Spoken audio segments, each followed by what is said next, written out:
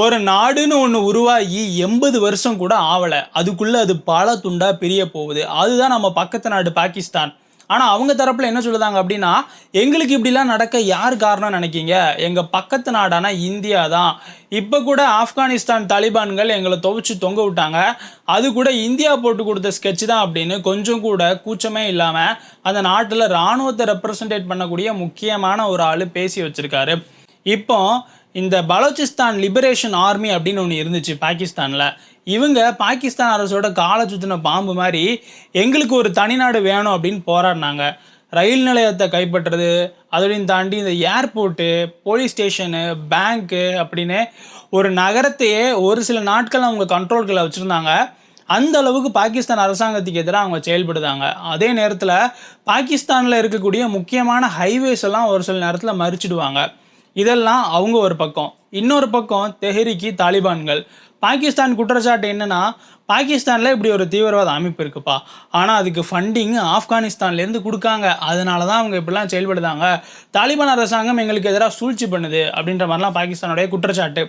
இப்போ கூட பாகிஸ்தானில் இருக்கக்கூடிய ஒரு போலீஸ் ட்ரைனிங் அகாடமி கைபர் பக்துன்ஹாவில் இருக்குது. அதை அவங்க கண்ட்ரோலுக்கு கீழே வச்சு ஏகப்பட்ட இராணுவத்தையும் பாகிஸ்தான் போலீஸையுமே வந்துட்டு நிறைய உயிரிழப்பு ஏற்படுற மாதிரி செஞ்சாங்க. அதே நேரத்தில் இன்னொரு அமைப்பு என்ன அப்படின்னா, தெஹ்ரிக் லபைக் பாகிஸ்தான். இவங்களுக்கு ஒரு பிரச்சனை என்ன அப்படின்னா, இந்த காசா பாலஸ்தீன் இந்த இஸ்ரேல் பிரச்சனையில் பாகிஸ்தான் அரசாங்கம் அமெரிக்காவுக்கும் இஸ்ரேலுக்கும் ஆதரவாக எடுத்த ஸ்டாண்டு. அதை பற்றி நம்ம நிறைய வீடியோவில் பேசியிருக்கோம். இப்படி எல்லா பக்கமும் பிரச்சனைன்னு பார்த்தா, இன்னொரு பக்கம் வேலைவாய்ப்பு இல்லை, எலக்ட்ரிசிட்டி இல்லை, தண்ணி இல்லை, கவர்மெண்ட் மக்களுக்கு சரியாக சர்வீஸ் பண்ணுறது இல்லைன்னு சொல்லிட்டு பாகிஸ்தான் ஆக்குபைட் காஷ்மீரில் ஒரு போராட்டம், கைபர் பக்துன்ஹால பொதுமக்களே ஒரு பக்கம் போராட்டம் அப்படின்னு பாகிஸ்தான் முழுக்க போராட்டம். பஞ்சாபும் சிந்தும் அமைதியாக இருக்குன்னு பார்த்தா, அங்கே இருக்கக்கூடிய ஒரு சில நகரங்களில் கூட இந்த மாதிரி போராட்டம்லாம் நடக்கு அப்படின்ற மாதிரியான செய்தி வருது. ஆனால் அது பரவாமல் இருக்கணும்னு நெட்ஒர்க்கெல்லாம் அங்கே பாகிஸ்தான் கவர்மெண்ட் கட் பண்ணுதாங்களாம். இப்படி இருக்கும்போது என்ன ஆயிட்டு அப்படின்னா, இவங்க நாங்கள் வெளிநாட்டுக்கு போய் தீவிரவாதத்தை ஒழிக்க போகிறோம் அப்படின்னு இஸ்ரேல் ஸ்டைலில் நாங்கள் ஸ்டண்ட் அடிக்கும் அப்படின்னு ஒன்று ட்ரை பண்ணாங்க. ஆப்கானிஸ்தானினுடைய ஃபாரின் மினிஸ்டர் முத்தகி வந்துட்டு இந்தியாவுக்கு வரும்போது பாகிஸ்தானினுடைய அந்த ஏர்ஃபோர்ஸ் வந்து ஆப்கானிஸ்தான் தலைநகரம் காபூல் மேலே பறந்து குண்டை போடுது. ஏன் போட்டிங்க அப்படின்னு கேட்டால், இந்த தாலிபான் அமைப்பு, அதாவது தெஹ்ரிக் தாலிபானை இயக்கக்கூடிய முக்கியமான தலை ஒருத்தர் தங்கியிருந்தார், அந்த ஹோட்டல் மேலே நாங்கள் குண்டை போட்டோம் அப்படின்னு சொல்லுதாங்க.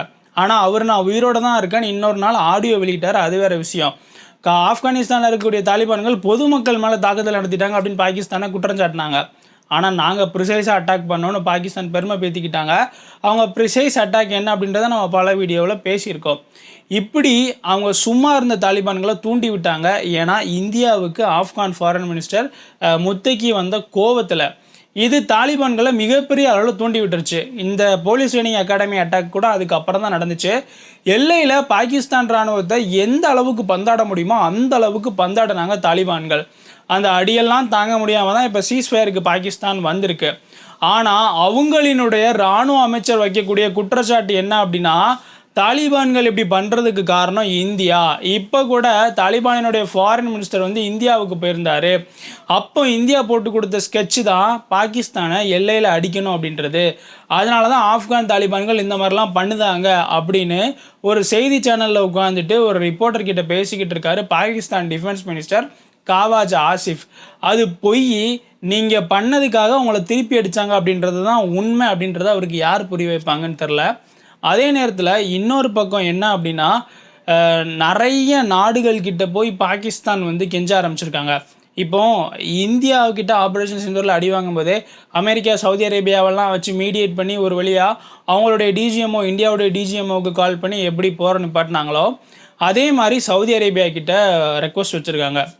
இந்த மாதிரி தாலிபான்கள் அடிக்கிற அடி எங்களுக்கு தாங்க முடியலை, தயவு செஞ்சு அவங்கக்கிட்ட மீடியேட் பண்ணி ஒரு போர் நிறுத்தத்தை கொண்டு வாங்க அப்படின்ற மாதிரி சவுதி, கத்தார் மாதிரியான நாடுகள்லாம் பேசியிருக்காங்க. அதை தொடர்ந்து ஆப்கானிஸ்தான் ஒரு 48 ஹவர்ஸ் சீஸ்ஃபயர், 48 மணி நேரம் போர் நிறுத்தத்தை இப்போ அறிவிச்சிருக்கு. அது அமலில் தான் இருந்துக்கிட்டு இருக்கு. அது ஹோல்ட் ஆகுமா இல்லையா அப்படின்னு கேட்ட கேள்விக்கு தான் காவாஜ் ஆசிஃப் வந்து ஸ்கெட்ச் போட்டு கொடுத்ததே இந்தியா தான், அது எங்கள் கையில் இல்லை அப்படின்ற மாதிரி ஒரு குற்றச்சாட்டை முன் வச்சிருக்காரு. இது முழுக்க முழுக்க போய், ஏன்னா வரலாறுலேயே தாலிபான்களுக்கும் பாகிஸ்தானுக்கும் நிறைய நேரம் சண்டை வந்திருக்கு, நிறைய நேரம் ஒன்றா இருந்திருக்காங்க. இது எல்லாமே எல்லாருக்கும் தெரிஞ்சாலும் பாகிஸ்தான் வந்து தோற்று போன ஆப்ரேஷன் சிந்தூரில் எப்படி ஜெயிச்சோன்னு உருட்டினாங்களோ அதே உருட்டை தான் இங்கேயும் உருட்டியிருக்காங்க. எந்த விதமான மாற்று கருத்தும் கிடையாது.